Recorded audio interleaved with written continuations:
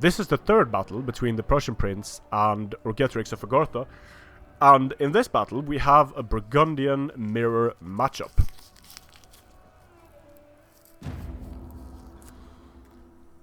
So the Prussian prince is going for 6 scattershots, 6 royal lancers, 6 Burgundians, and a royal Burgundian brace general. And this is something you'll see the Prussian prince and others do quite a lot of. You bring as many of the most powerful units as you can in each category.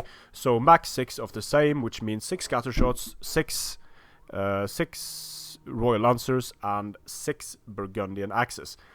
Now this is a very powerful army offensively. Defensively it's a bit lacking.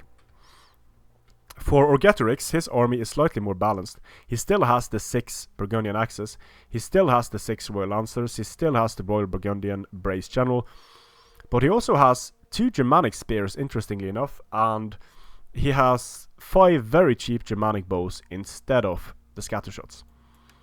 So no Germanic archers from either side, which is interesting. The Prussian prince's army is pure offense, very similar to the army of Orgetorix in terms of infantry and cavalry, but they differ. They took some different choices in skirmishing.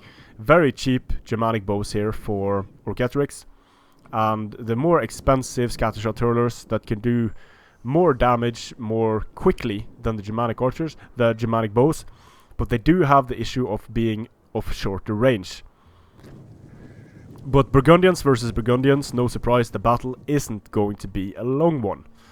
It's going to be a very short and, I'm sure, brutal battle.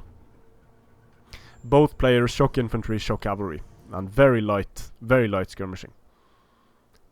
So scattershot hurlers are almost like shock skirmishers. I guess crossbows would be better for that, but they are more expensive, of course, and the scattershot hurlers can also have the added benefit of slowing enemy units down. They just need to get in range. But having 6 of them means that the Prussian prince could focus very nicely here on and kill off a unit of bows very quickly.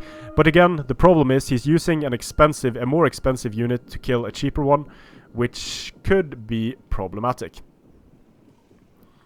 So the scattershots looks like they are getting the first shots off here and using precision.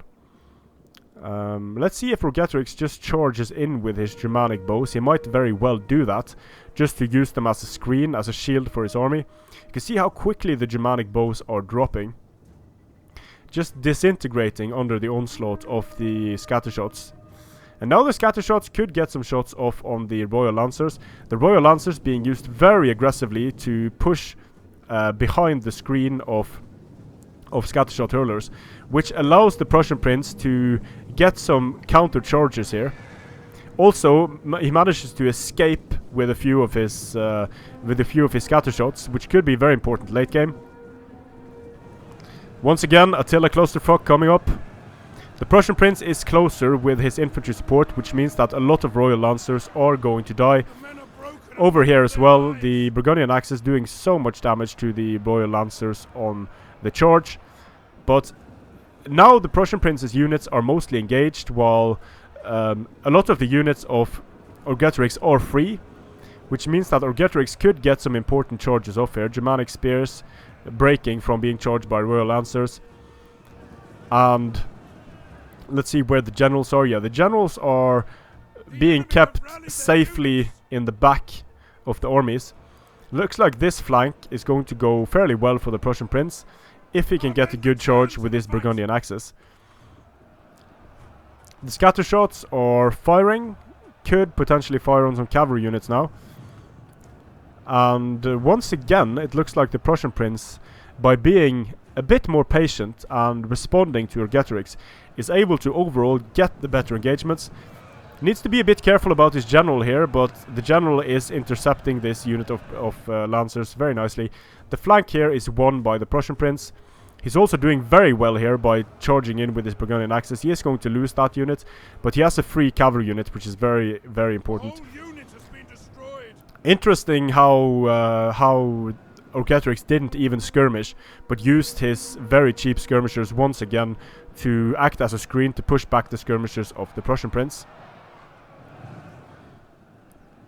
But it's going to be very dangerous for Orgetorix once these units are able to join the fight.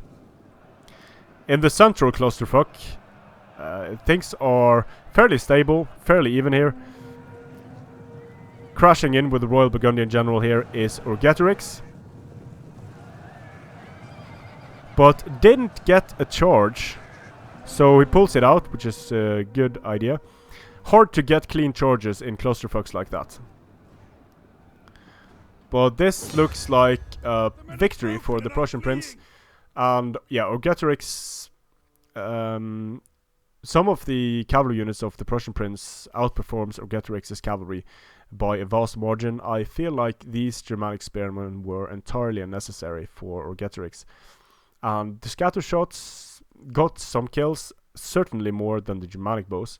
But the Prussian prince's army against the Burgundian army is stronger, in my opinion, because the scatter shot hurlers are both good against royal lancers, or decent against royal lancers, and against Burgundian axes and archers. Whereas using the archers like this for Orgetorix means that he doesn't really have any skirmishing power in the late game, which could be very important for him.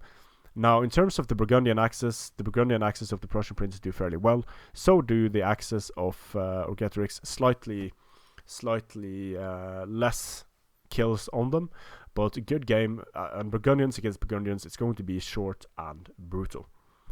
Strength and honor.